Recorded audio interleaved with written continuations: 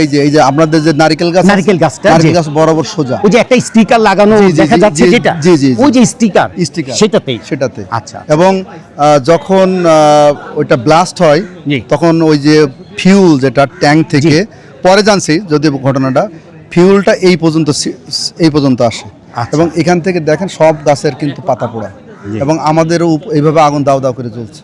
আমার যেমন 31 জন বাচ্চার মধ্যে আমার একজন বাচ্চা মারা গেছে। 600 স্টুডেন্ট এখানে যাতায়াত করে। হ্যাঁ, কালকে কি 600 স্টুডেন্টে ক্লাস করছিল? আমার উপরে তো 241 জন আমার সবাই ছিল, সবাই থাকে না, হয়তো ওখানে 200 জন উপস্থিত ছিল।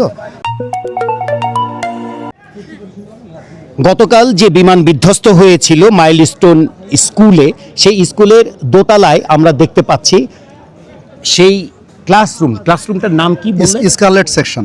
আচ্ছা, এই সেকশনের উনি কালকেই ক্লাস নিয়েছেন এবং উনি শ্রেণী শিক্ষক ছিলেন, ক্লাস টিচার যাকে বলা হয়। আমি গতকালকে মূলত হচ্ছে মেয়েদের সেকশন ওই পাশে ছিলাম। পরে যখন ছুটি হয়, যদি ছুটি হলে আমার ফর্ম হলো অ্যাম্বার সেকশন।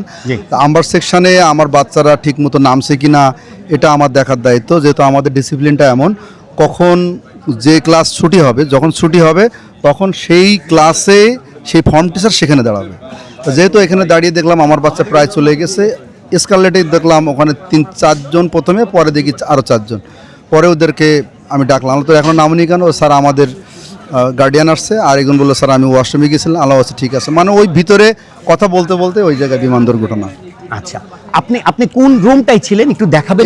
এই যে আপনাদের যে নারকেল গাছটা নারকেল গাছ বরাবর সোজা, ওই যে একটা স্টিকার লাগানো দেখা যাচ্ছে যেটা ওই যে স্টিকার সেটাতে আচ্ছা, এবং যখন ওইটা ব্লাস্ট হয় তখন ওই যে ফিউল যেটা ট্যাঙ্ক থেকে পরে জানছি যদি ঘটনাটা ফিউলটা এই পর্যন্ত আসে এবং এখান থেকে দেখেন সব গাছের কিন্তু পাতা পোড়া এবং আমাদেরও এইভাবে আগুন দাও দাও করে চলছে। তখন আমি ওদের 8 জন বাচ্চা বাথরুমে অবস্থান নিই, আর ওই গ্রিল ভেঙে আমি গাছটা বেয়ে আমি নামি এই গাছ দিয়ে। জি। আচ্ছা, গ্রিল দিয়ে কেমনে? গ্রিল কি ভাঙতে পেরেছে? না, প্রথমে গ্রিলের যে পাতি আছে ওইটা বডি ঢোকার মতো ভাঙছি, আর পরে ফায়ার সার্ভিস এসে ওই একটা তালা ছিল ওটা ভাঙছে। আচ্ছা, কিন্তু প্রথমে প্রাথমিকভাবে আমরা ভেঙে এই গাছ বেয়ে নামছি। আচ্ছা, গতকালকে বিমান বিধ্বস্ত হলো মাইলস্টোন স্কুল অ্যান্ড কলেজে। তা আপনি এই স্কুলের একজন শিক্ষক, আপনি কোন সাবজেক্ট পড়ান? আমি ইংলিশ সাবজেক্ট পড়াই। আপনার নাম? মোহাম্মদ সাইদুল আমিন সাইদ। অ্যাকচুয়ালি আমার ডাক নাম সাইদ স্যার নামে সবাই চিনে। কত বছর হলো আপনি মাইলস্টোনে? আমি মাইলস্টোনে আছি এক যুগের উপরে, দ্যাট মিনস 13 বছর। কালকে যখন বিমান বিধ্বস্ত হলো তখন আপনি কোথায় ছিলেন? আমি তখন বিমান বিধ্বস্ত হয়েছে 1:15 বা 16-র দিকে। আমরা সাধারণত সারিবদ্ধভাবে বাচ্চাদেরকে 1টা বাজলে নিচে নামিয়ে দিই। আর আপনাকে একটু শেয়ার করি, উপরে কিন্তু আমাদের ইংলিশ ভার্সন, নিচে বাংলা ভার্সন। যেহেতু আমি ইংলিশ ভার্সনের টিচার এবং ক্লাস 8-এর ফর্ম টিচার, আমার সেকশনের নাম আম্বার এবং আমার পাশে যে সেকশনটা ওটা হলো স্কারলেট।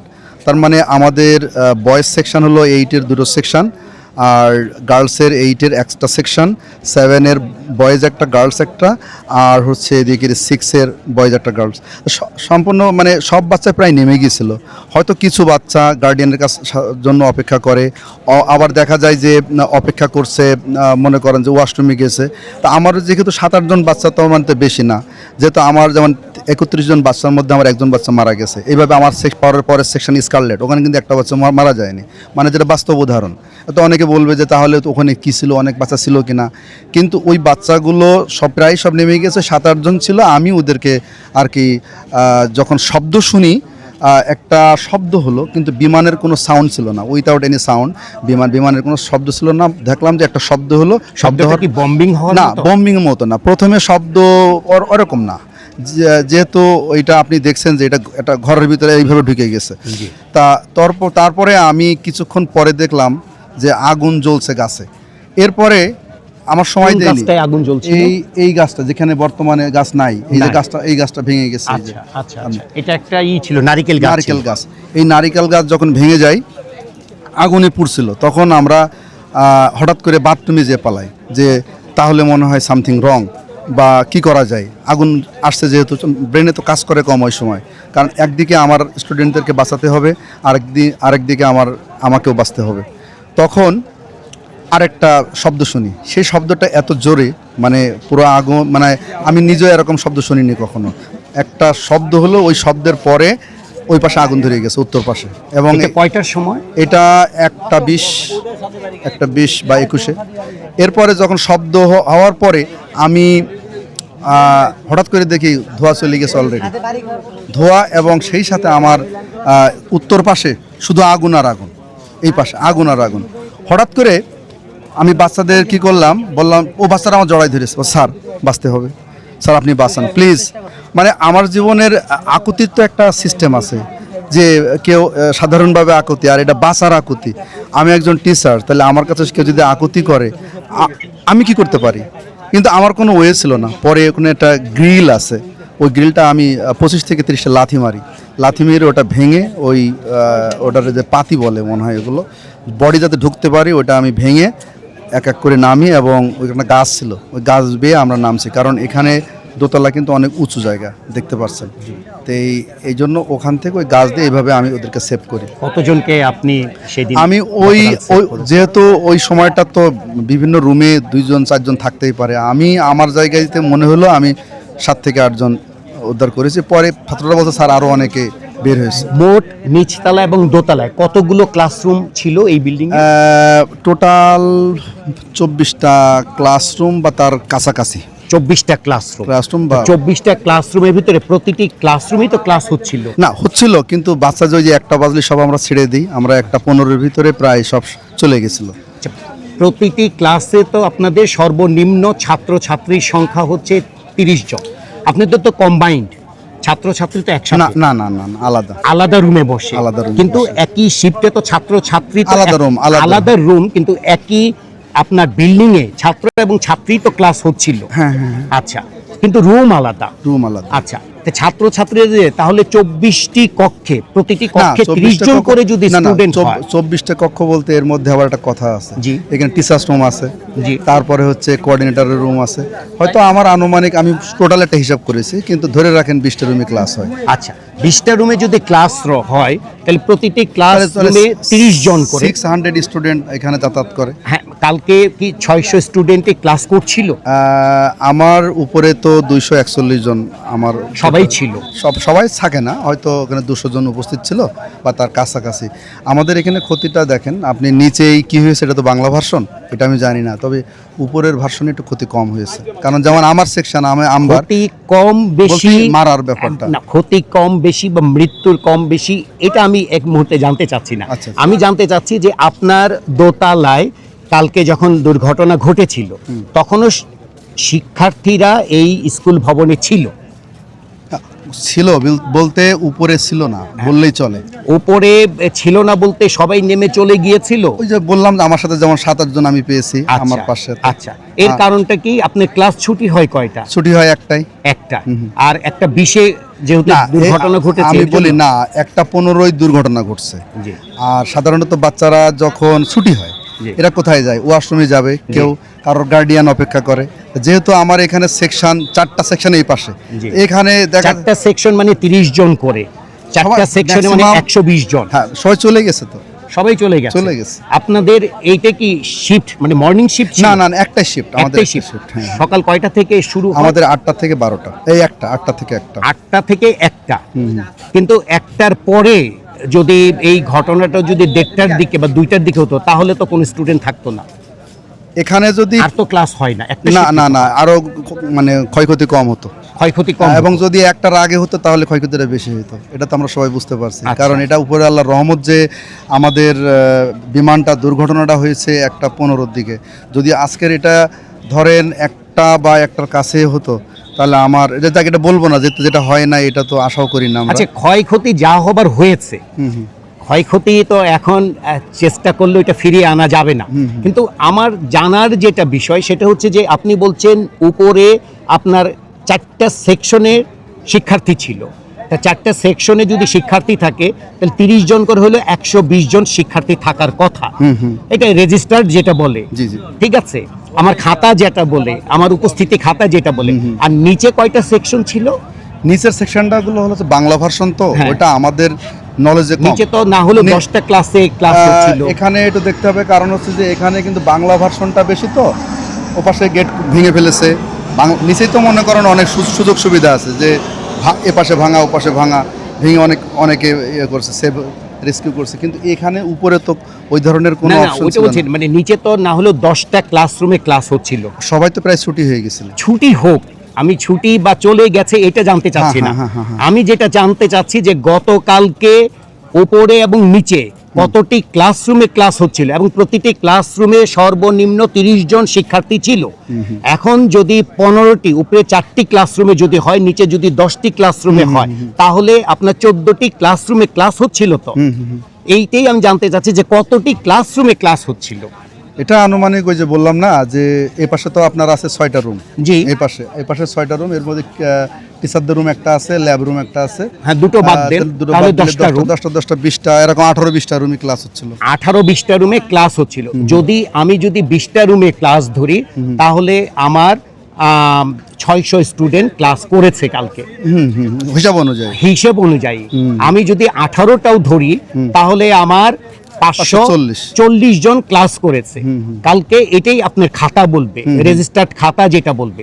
অর্থাৎ এই ভবনটি, যে ভবনটি এখন বিধ্বস্ত হয়েছে, সেই ভবনে কালকে আপনি হিসাব করছেন, আপনার হিসাবেই জানা যাচ্ছে যে সর্বনিম্ন হলো 560 জনের ক্লাস হওয়ার সম্ভাবনা ছিল। এখন সম্ভাবনা কথাটা যেহেতু আমি উপরে ছিলাম, জি, আর আপনি আরেকটু আপনাকে মনে করাই দিই, এই নিচের যে ক্লাসগুলো এখানে 3, 4, 5, তো এই ক্লাসগুলো ক্লাস কোন ক্লাস থেকে শুরু?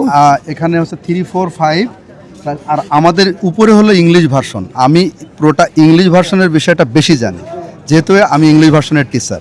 আর নিচে হলো বাংলা ভার্সন। এখন যদি বলা হয় যে এই ক্লাসে কতজন ছিল, এটা আমি বলতে পারবো না, কারণ আমার আইডিয়া সর্বনিম্ন তো 30 জন। সেটা আপনি ধরতেছেন, আমি ধরছি না। আপনি তো বললেন যে এখানে ক্লাস 30 জন, যেমন আপনার ক্লাসে 31 জন স্টুডেন্ট, আপনি বললেন সব ক্লাসে তো সমান না, কিন্তু সর্বনিম্ন তো একটা আছে। সর্বনিম্ন এমনই হয় 25-30 এমন হয়। আপনি যদি 25 জন করেও ধরেন, তাহলে হ্যাঁ, দেখেন টোটাল একটা আপনি 18টি ক্লাসে, আপনি প্রতিটি ক্লাসে সর্বনিম্ন 25 জন, তাহলে 25 × 18 দিলে যে সংখ্যাটি দাঁড়ায়, সেই সংখ্যার শিক্ষার্থী কালকে এখানে ক্লাস করেছে, এবং তারা একটা 10-এর মধ্যে ম্যাক্সিমাম বেরিয়ে গেছে।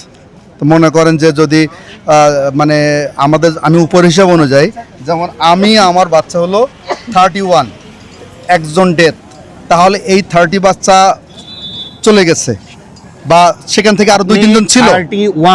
31 একজন আপনার মারা গেছে, আর 30 জন। আর পাশের যে সেকশনটা ছিল ওখানে ছিল 29। ফোন নাম্বার কি আমাদের দিতে পারবেন? আমরা একটু যোগাযোগ করে দেখব। আপনি বলছেন কনফার্ম করে যে 30 জন জীবিত আছে আপনার সেকশনে।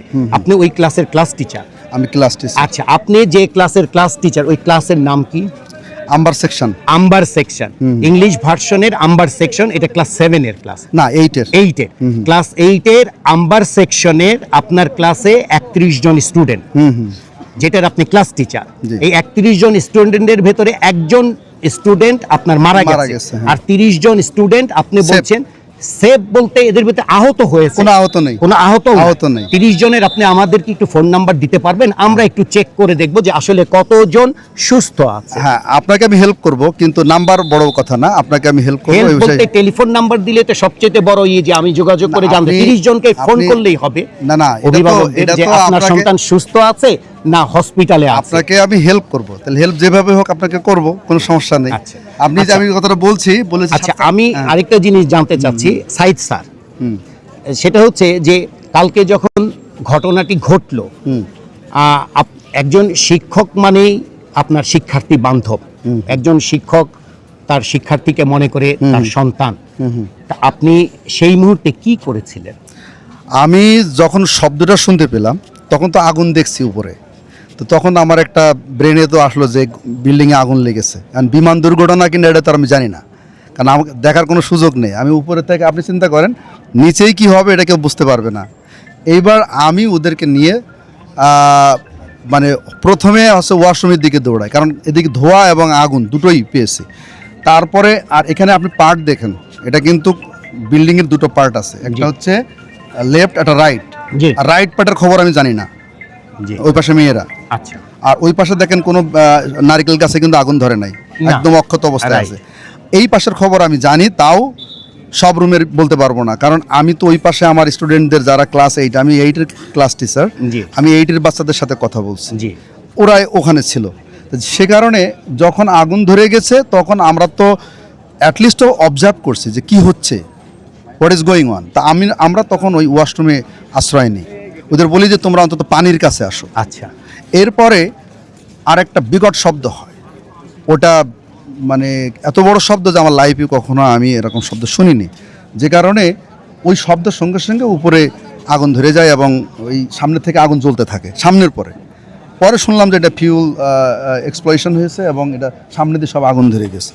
যাই হোক, তারপরে আমি বুদ্ধি করে ওই রেলিংটা আছে ওইটা লাথি মেরে ওটা ভাঙছি, ভেঙে বাচ্চাদেরকে আমি রেস্কিউ করছি। এই আচ্ছা আচ্ছা আচ্ছা, কালকে আপনাদের এখানে একজন শিক্ষিকা, ওনার নাম বিষয় মেহরারিন, মেহরিন। হ্যাঁ মেহরিন চৌধুরী, চৌধুরী। হ্যাঁ উনি আপনাদের এখানে মনে হয় ডেপুটি কোঅর্ডিনেটর উনি ছিলেন, নিচেই ছিলেন। নিচে ছিলেন উনি ডেপুটি কোঅর্ডিনেটর, এবং উনি গতকালকে বার্ন ইনস্টিটিউটে মারা গেছেন, মারা ইন্তেকাল গেছেন, করেছেন। ইন্তেকাল করেছেন। এখানে শিক্ষার্থীদের বাঁচাতে যেয়ে উনি 100% দগ্ধ হয়েছিলেন এবং গতকাল রাতে উনি মারা গেছেন।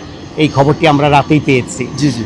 তো ওনার বিদেহী আত্মার মাগফিরাত কামনা করছি। আপনি ওনার একজন কলিগ ছিলেন, এই মুহূর্তে আপনার ওই দৃশ্যটা এবং তাকে নিয়ে কিছু কথা শুনতে চাই। আসলে উনি তো একজন মা প্লাস একজন আপনার আমি বলি শিক্ষক, সাথে উনি কোঅর্ডিনেটর, সমন্বয়কারী। তা একটা সন্তানের মানুষ করার পিছনে কিন্তু মায়ের ভূমিকা বেশি, বাবার আছে কিন্তু মা তো মায়। এবং উনি যেভাবে বাচ্চাদেরকে আগলে ধরতেন, এই দৃশ্য আমাকে সারা জীবন, আমি যতদিন পৃথিবীতে বেঁচে থাকবো, ওই ম্যাডামের কথা আমার সারা জীবন মনে থাকবে। আমি কালকেও 10টার সময় কথা বলেছি ওনার সাথে। আমি যখন নিচে ম্যাডামের কাছে দেখা করতে যাই, আমার কোঅর্ডিনেটর ম্যাডামের সাথে, এখানে তো ইংলিশ ভার্সনের কোঅর্ডিনেটর আলাদা, জি। আমাদের লোপা ম্যাডাম, আর উনি হচ্ছেন মায়ের বাংলা ভার্সনের। তা ওনারা একই রুমে বসেন। তা তখন আমি বললাম যে ম্যাডাম, বাচ্চারা তো খুব দুষ্টামি করে। তো বলছে, স্যার আপনি জানেন আমি এই বাচ্চারা দুষ্টামি করে সব কিছু সহ্য করতে হয়, আমি তো মা। ওনারও তো 3টি সন্তান রয়েছে। জি, জি, জি। সন্তানদের চিনেন আপনি? না, আমি পার্সোনালি জানি আছে, কিন্তু ওইভাবে আমি চিনি না। উনি থাকতেন কোথায়? উনি সেক্টরে বাসা ওনার। আচ্ছা আচ্ছা আচ্ছা আচ্ছা আচ্ছা, কালকে তো উদ্ধার কাজে আপনিও অনেকজনকে উদ্ধার করেছেন, আমরা জানতে পেরেছি। তা অনেক অভিভাবকরা আপনার জন্য মানে দোয়া করছেন, হ্যাঁ। আপনার কথা আমি যেটা আসার সময় গেটে অনেক অভিভাবকের কাছে জানতে পেলাম যে সাইদ স্যার কালকে অনেকের কথাই বলছেন, আপনার কথাও বলছেন যে অনেক শিক্ষার্থীকে জীবনের ঝুঁকি নিয়ে আপনি বাঁচিয়েছেন। জি। এই যে একটি ভালো কাজ আপনি করলেন, সেই ভালো কাজের আপনি আপনার কি মনে করছেন যে এই যে ভালো কাজটি করলাম এবং ভবিষ্যতে এরকম আরো ভালো কাজ করা উচিত, বা আপনার এই বিষয়ে অনুভূতি বা অন্যদের জন্য আপনার কি আসলে message থাকবে? অনুভূতি বিষয়টা আলাদা। এখন ভালো কাজ করলাম বলে যে অনুভূতিটা আমার বৃদ্ধি পেয়েছে বা আমি ভালো কাজ করব, বিষয়টা এরকম না। কারণ দুর্ঘটনা কোনো অনুভূতি দিয়ে হয় না। দুর্ঘটনা হয় যে তাৎক্ষণিক ভালোবাসা, এই ধরনের ভালোবাসা। এটা বিল্ডিংয়ে আগুন লেগেছে, এখন এখানে যেই হোক, খারাপ হোক ভালো হোক আর শিক্ষক হোক যে হোক, সবাই কিন্তু চাবে যে উদ্ধার করে। এটা তো মানবিক কাজ, শিক্ষকের দায়িত্ব মানবিকতার একটা অংশ, এটা আপনারা জানেন। তা যেহেতু আমি শিক্ষক, শুধু এটা না, আমার সকল গুণাবলীর ভিতরে একটা গুণাবলী হচ্ছে মানবিকতা। তো এই দায়িত্ব আমাদের প্রত্যেকে থাকা উচিত, এবং আমি তো চাবই যে আমার ভিতরে সেই শিক্ষক সুলভ আচরণ থাকবে। এবং আমি তাই বলে যে বারবার আগুন লাগুক, এটাও তো আমি কাম্য, এটা আমার কাম্য না। শুধু এটা না, এর বাইরেও সবাইকে মানে তাদেরকে দেখাশুনো করা, ভালোবাসা, তাদেরকে মোটিভেশনাল স্পিচ দেওয়া, এগুলো সবই আমাদের টিচারদের বৈশিষ্ট্য। তা আমার জায়গা থেকে বাচ্চারা যেহেতু আমার ভালোবাসে, কারণ হয়তো কিছু জিনিস তাদের ভিতরে আমার দেখেছে যে স্যার আমাদেরকে অনেক ভালোবাসে, বিভিন্ন বিষয় নিয়ে কথা বলে, মোটিভেশনাল স্পিচ। আপনি জানেন একটা ক্লাস 8-এর বাচ্চার কিন্তু ছেলে বা মেয়ের, তাদের কিন্তু বিশেষ করে ছেলেদের, মেয়েরা তো কিছুটা ম্যাচিউরড, ওদের কিন্তু জীবনবোধ নাই, ওদেরকে জীবনবোধ শেখাতে হয়। যদি আপনার সন্তান থেকে থাকে, আপনি বলেন যে এখানে কিন্তু জীবনবোধের একটা ব্যাপার, তাদের প্রত্যেকটা মুহূর্তে তাদের একটা রঙিন স্বপ্ন থাকে। বাট এই স্বপ্নকে আমি মনে করি বন্ধ করার জন্য, এই স্বপ্নটাকে যাতে না দেখে, বাস্তবতাকে, রিয়েল লাইফে কিভাবে তারা ফিরে আসতে পারে, what is a practical life, কিভাবে তারা এটার বাস্তবায়ন করবে, এইটা নিয়ে আমি সর্বদাই তাদের ক্লাসে হোক ক্লাসের বাইরে হোক কথা বলি। কারণ আমি 3 সন্তানের বাবা, তাহলে আমার সন্তানকে আমি যেভাবে দেখব, তাদেরকে আমি ভবিষ্যতে তারা আমার কি সেই স্বপ্ন, তারাই তো ভবিষ্যতের, আমি যেমন বীজ বপন করবো তারা সেভাবে ফসল দিবে না। তো আমার ওই সন্তানের জায়গা থেকে তাদেরকে আমি সন্তান মনে করি। এই জায়গাটাই তো হলো আমার সে একটা জায়গা। এবং যখন মানে এখন ভালো লাগছে তাদেরকে উদ্ধার করে, কিন্তু আমার তো দুটো হার্ট, আমার একটা, কিন্তু হার্ট তো এখন দুটো, কারণ একটা উপরের তলা, এখন নিচের তলা। আমার তো শুধু জীব সত্তা থাকলে হবে না, আমার তো মনুষ্যত্ব থাকতে হবে। আমি তো সবাইকে তার বাঁচাতে পারিনি। এখানে যে হোক যারা মারা যাচ্ছে, এই জায়গাগুলো তো আমার একটা ক্ষত আমার জীবনে হয়ে দাঁড়াচ্ছে। এখন সব মিলাই আর কি, আমরা সবাই তাদের জন্য আর কি, যারা মারা গেছে আর তার মাগফিরাত কামনা ছাড়া তো আর আমাদের কিছু নেই। আমরা আমাদের জায়গায় চেষ্টা করব যতটুকু পারি আর কি। আচ্ছা, বার্ন ইনস্টিটিউটে আপনাদের অনেক শিক্ষার্থী দগ্ধ হয়ে চিকিৎসাধীন আছে, তাদের কোনো খোঁজ খবর কি আপনি আজকে নিয়েছেন বা তাদের দেখতে গিয়েছেন? এটা আমার জানা মতে আমি শুনেছি যে, যেহেতু আমি নিজেই এখন ট্রমাটাইজড, কারণ আমি কালকের যে দৃশ্য দেখেছি, যেমন আপনার এই সামনের দিকে দুটো বাচ্চার এখানে হাত নেই, গলা নাই। আমার ড্রেসটা ছিল, যেহেতু এখানে ড্রেস কিন্তু আলাদা, আপনি ইংলিশ ভার্সনের ড্রেস, বাংলা ভার্সনের বাচ্চাদের ড্রেস কিন্তু আলাদা, দেখে এই জায়গায় পড়ে আছে। তাহলে ওই জায়গাটা দেখলে এটা তো আমার নিজের কাছেই আমি মেনে নিতে পারছি না। এরপরে দেখি যে এক ম্যাডাম না কে, মানে আমার চোখের সামনে ওই আগুনের মধ্যে থেকে দৌড়াই নিচে চলে আসলাম। কে ওটা? আমি আর এটা দেখতে পারিনি এই দৃশ্য, মানে কাপড়ে আগুন একদম, মানে ওর পর বেরিয়ে যে মানে একবার দুজন করে শুধু আগুনের মধ্যে থেকে বের হচ্ছে। যখন এই বিমানটা তো এখানে চলছে, আর সিঁড়ি দিয়ে কারোর ক্ষমতা নেই যে এখানে নামার, কারণ আপনি দেখছেন এখনো পর্যন্ত আগুন। কিন্তু এই সিঁড়িটা ছাড়া এই ভবন থেকে বের হওয়ার আর কোনো গেট ছিল না? না, বের গেট ছিল না, যেহেতু দেখেন এই বিল্ডিংটা কিন্তু অনেক, এটা এমন না যে 4তলা 5তলা বিল্ডিং, এটা মাত্র শুধু 2তলা বিল্ডিং। এবং এখানে গেটটা একদম একটা ন্যারো গেট, একদম ন্যারো। এখন ওই যে অনেক সময় দেখা যায় যে ডিসিপ্লিনের ব্যাপার থাকে, তো বাচ্চারা তো মনে করেন যে মাইলস্টোনের সবচেয়ে ভালো একটা গুণ হলো, আমি টিচার বলে তা না, এদের ডিসিপ্লিনটা খুব ভালো। আপনি কি জানেন এই একটা ভবন, সেই ভবনের আপনার ফায়ার ব্রিগেডের যদি পরামর্শ নেওয়া হতো আগুন নির্বাপক বিষয়ে, তাহলে এই গেটটা কিন্তু আপনার ফায়ার ব্রিগেডের অনুমোদন হয় না। এখন মনে করা, ধরেন একটা জিনিস যখন না, এটা আইনেই বলছে এটা হয় না। এখন কিছু বিষয় হলো, যেমন ধরেন যে আপনি ভালো মন্দ দুটো শব্দ না, এই শব্দের ভিতরেই কিন্তু আপনি একজন তো মানুষ, তাহলে আপনার ভিতরেই কিন্তু প্রশ্ন আসবে। একটা ঘটনা যখন ঘটে তখন অনেক ঘটনার জন্ম দেয়। এখন আমি যদি আপনাকে প্রশ্ন করি, আপনি কি মনে করেন বিমানটা এই পথ দিয়ে যাওয়াটা কি আদৌ উচিত? একজন যদি এই যে ফাইটার বিমান হোক, যে বিমানই হোক, এটা কি আপনি মনে করেন এটা যাওয়া উচিত?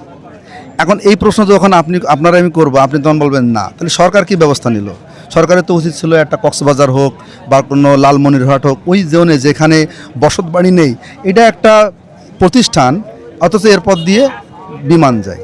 এটা আপনি এখন কি উত্তর দিবেন? আপনি বলবেন যে হ্যাঁ না। এখন ভালো কথা, এখন কোনো ঘটনার যখন জন্ম দেয়, আপনি অনেক ঘটনার প্রশ্ন করবেন, আর সারাদিন আমি এই রোদ পোহাতে, এই আমার রোদ লাগবে, পুড়তে থাকবে, শেষ হবে না। যাই হোক, আমার আসলে ব্যক্তিগত এখন তো মানসিক অবস্থা ভালো না। ভাই, আপনি আমি লাস্ট একটা কথা বলি। সাইদ ভাই, আমি একটু বলি, আপনি একটা খুব মানে ইম্পর্টেন্ট একটা কথা বলেছেন, যে এই যে একটি পুরনো বিমান, এবং এই বিমানটি এর আগে আরো 4বার দুর্ঘটনায় পতিত হয়েছিল। এই যে যে বিমানটি, এবং যে বিমানটি 1976 সালে কেনা হয়েছে, তাই 1976 সালে কেনা এবং এত পুরনো একটি বিমান, অনেকটা ফিটনেস আছে কিনা এই বিমানের, এটা নিয়েও একটি এখন প্রশ্ন দেখা দিচ্ছে। তাহলে আমি প্রশ্নটা শেষ করি। তাহলে এরকম একটি বিমান আপনার যিনি সাগরকে, যিনি নতুন পাইলট, যে অথরাইজ এই বিমানটা তাকে দিল চালানোর জন্য, তার জন্য কি সে দায়ী না কালকের এটার ধ্বংসের জন্য? শোনেন, সকল প্রশ্নের উত্তর এদেশে মনে করেন 20 কোটি মানুষ যারা অ্যাডাল্ট বা যারা বুঝে, ম্যাচিউর, এই কথার উত্তর কিন্তু সবাই জানে। অতএব যেটা আমরা জানি, এই কথাগুলো আমাদের, আপনি সাংবাদিক হিসেবে আপনিও তুলে ধরেন। আপনি কিন্তু কথার মধ্যে উত্তর বলেই দিয়েছেন যে 1975 সাল, 76 সাল। দ্যাট মিনস আপনি একটা সাল উল্লেখ করছেন। You have already mention the date of 1976।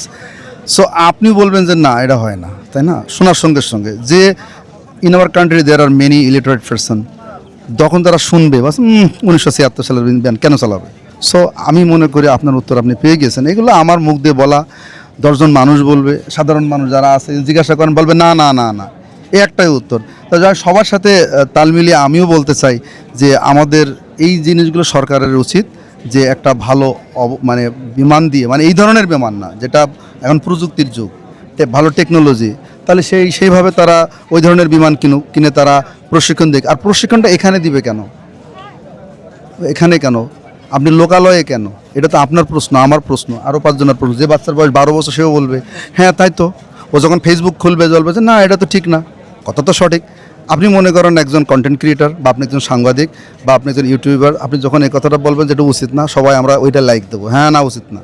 যাই হোক, অনেক উত্তর আপনি জানেন, না বলার কথাগুলো হয়তো আমি ব্যক্ত করতেও এই মুহূর্তে হয়তো সক্ষম, কিন্তু এই মুহূর্তে অক্ষম, কারণ আমার সাজানো গোছালো কথা সব হারিয়ে গেছে, যেহেতু একটা দুর্ঘটনা। হয়তো আমি নিয়ে আমাকে অনেক প্রশ্নই করছেন, কিন্তু আমি কিন্তু আমার মাথা এর কিছুই ঠিক নাই, সব কিছুরই উত্তর দিতে হচ্ছে। এটা একটা খুব কঠিন কাজ। পৃথিবীর সবচেয়ে বড় কাজ হলো মাইক্রোফোনের সামনে কথা বলা। হাজারো সুপ্রিয় দর্শক, সাইদ স্যার যিনি গতকালকে এই বিদ্যালয়েরই শিক্ষক এবং সেই মুহূর্তে উনি অনেক শিক্ষার্থীকে উদ্ধার করেছেন, এরকম একজন শিক্ষার্থী বান্ধব, একজন মানবিক শিক্ষক, যিনি এতক্ষণ বর্ণনা করলেন গতকালকের ঘটনাগুলো। সেই সাইদ স্যারকে আমরা আমাদের পক্ষ থেকে সালাম জানাই এবং আমরা আশা করি উনি যে ট্রমার ভেতরে গতকালকে পড়েছেন সেই ট্রমা থেকে উনি যেন উদ্ধার লাভ করেন।